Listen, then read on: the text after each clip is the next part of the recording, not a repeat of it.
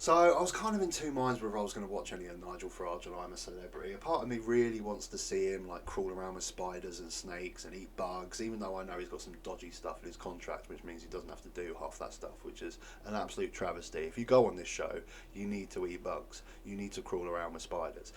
But anyway, I also didn't want to. I didn't want to witness him do what I know he's going to do, and be Nigel Farage. He is a genius at lying. He is a genius at being deceitful. He's a genius at being able to pander to the audience and get them sympathetic with his cause. And I just didn't want to watch it. But I know that there's a clip where I quite like this guy. He's the French guy from the First Dates programme, isn't it? And apparently he brings Nigel Farage up on Brexit. So let's give it a go. Let's see what he says. The thing is the intolerance that came because Brexit was about immigration.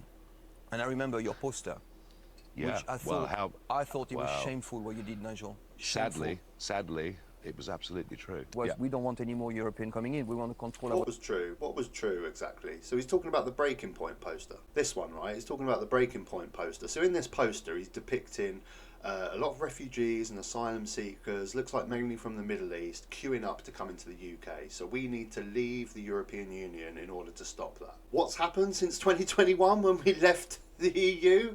We've had record numbers of border crossings, record number of refugees trying to get into the country. Because when we were in the EU, we dealt with this problem as a collective. And we dealt with immigration and asylum seekers together. And there are more legal routes into the country. Now we've completely stopped them. People are using desperate measures to come over it. So please, Nigel, explain to me, how is this poster true? You're saying that if we leave the EU, we're going to stop refugees and asylum seekers coming into the country. We now have record refugees and asylum seekers coming into the country. No, we've got to control our borders. That's not no more Europeans coming in, is it? They'd be daft. Yeah, but now we need immigration. So now what we have now is more immigration from other countries. Everything has gone up because 50% of our product come from Europe because we can't grow all our food here. We can buy food now so from all over the world. You have costed the country a lot of money. We can buy food You're responsible for that. The world. What is the point of buying our food from all over the world when we had the best trade deal in the world with European countries on our doorstep? What is the point of exporting our meat, our dairy from bloody Australia or New Zealand, or joining a trade organisation in the Pacific Ocean when we had one on our doorstep? What is the advantages? Hopefully you'll question him on that, but I'm not hopeful. Let's see.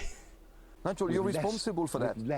Partly red responsible. Brexit is about one thing and one thing only, being self-governing. We're in charge.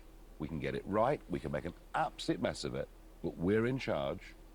And the people who make those decisions, we can hire and fire at elections where they have real power. I think the average person in the UK has lost that. The thing is the intolerance. Britannia rules the waves. Oh God, I knew he'd just start coming out with this sovereignty crap, and this is what I hate. This is what I knew was going to happen. It doesn't matter about all the stuff they've just talked about. Immigration is worse. Border crossings are worse. Trade with the EU is worse. It's really, really damaged our country. It doesn't matter about all of that because we have sovereignty, and this is what Farage is going to do, and he's doing this on mainstream TV, to pandering to his audience about sovereignty. We now make our own rules. What rules, Nigel, could we not make inside the EU? All our rules and regulations are about trade. It's so businesses can make their products here and ship them in France and have them on the shelves tomorrow. It's because a building company that is here can go over to the EU because all the rules and regulations are the same. They can build over there the same as they could here. Frictionless trade. Those were the rules and regulations. What could we do? What laws, what rules could we not do when we're in the EU? If we want to make marijuana legal when we're in the EU, we could do that. If we want to change our crime laws, if we want to make crime tougher or softer, we could do that. We can do all these things, and our MPs and our government are responsible. We could do whatever we want with our elected government, and it's such a joke that they're still banging on about these unelected bureaucrats in the EU when we have an unelected Prime Minister. We now have an unelected Foreign Secretary, David Cameron. It's an absolute joke, and I know these guys are not going to challenge him. He's going to be able to get away because any of his supporters watching that will just ignore everything that he's just said about 50% of trade and all that stuff, and they'll get to the end of the point where he goes, well, it doesn't matter if we get it wrong, we're in charge of our own destiny. But I just hate him. I hate him so much because I hate him because he's a genius. He is. What he does is an absolute genius of pandering to people, of persuading people, getting them sympathetic of his position with sovereignty. Balls to all the damage that Brexit done. We have sovereignty. Oh, Jesus Christ. I need a malted milk.